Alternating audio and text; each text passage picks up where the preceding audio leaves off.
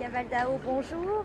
Nous sommes sur le Congrès mondial de la nature. Est-ce que tu peux nous dire à quel titre tu es présente aujourd'hui? Oui, je suis venue pour représenter UBA Sustainability Institute, une organisation que j'ai fondée et que je gère l'unité en Europe. Et on travaille avec des financements de projets, des solutions basées sur la nature et des services écosystémiques comme le carbone et les plantations d'arbres, etc. Alors, qu'est-ce que c'est exactement? Comment ça fonctionne? Vous travaillez avec des entreprises d'un côté, des projets de l'autre? Tu peux Oui. nous expliquer?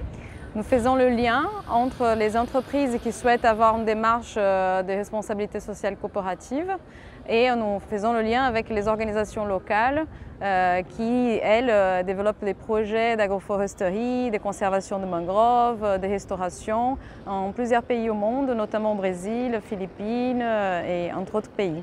D'accord, donc tu es toi-même brésilienne. Est-ce que c'est un sujet qui t'a touché particulièrement depuis longtemps? Tu as quelle formation? Oui, je suis brésilienne, je suis ingénieure forestière et je travaille depuis 20 ans avec les services écosystémiques, notamment le carbone, les paiements pour l'eau, par exemple la biodiversité, et donc tous les sujets qui touchent à la valorisation de la forêt des boues en fait. Donc les entreprises aujourd'hui qui seraient intéressées pour s'engager dans ce type de démarche, elles peuvent te contacter et tu vas les aider à calculer leurs émissions carbone, tu vas les aider à savoir quoi faire de ces émissions carbone. Comment ça se passe? Oui, on a plusieurs axes d'intervention et notamment on accompagne justement en regardant quelles sont les options pour une entreprise pour s'engager dans une démarche de ce type, de neutralité carbone, mais aussi d'avoir un impact positif sur des communautés, les femmes ou des produits, par exemple, ça peut être le cacao, le café, d'avoir des produits neutres en carbone, mais aussi avec des impacts positifs communautaires importants. Donc on va proposer un appui stratégique là-dessus, proposer les options, quels sont les projets et quelle est la démarche, les plans d'action qu'il faut être mis en place pour justement réaliser ce travail-là.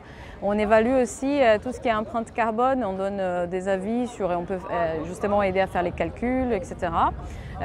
Pour avoir cette vision globale de comment s'engager et s'il faut acheter des crédits carbone pour faire une compensation, ou si on peut faire ça dans la chaîne de valeur, un processus qu'on appelle insetting. Voilà.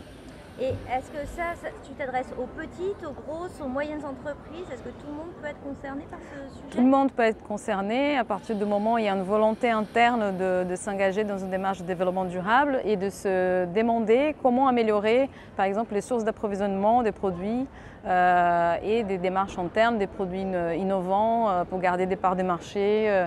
Mais ça peut être les trois tailles différentes. Il y a pas de... Et donc, UBA a le siège en Provence, hein, c'est bien ça? Oui. Toi, tu rayonnes, donc tu cherches des entreprises aussi dans la région Provence-Alpes-Côte d'Azur. Tout à fait, on travaille dans la région, on commence petit à petit, c'est une start-up, donc ça fait 1 an qu'on est actif. Et donc on travaille dans la région et on peut justement, on a un intérêt de travailler sur le territoire. Très bien, écoute, merci beaucoup, bon congrès. On mettra toutes les informations pour les entreprises qui souhaitent s'engager dans cette démarche pour pouvoir contacter Marina Gavaldao de UBA. Merci beaucoup. Merci beaucoup, à bientôt.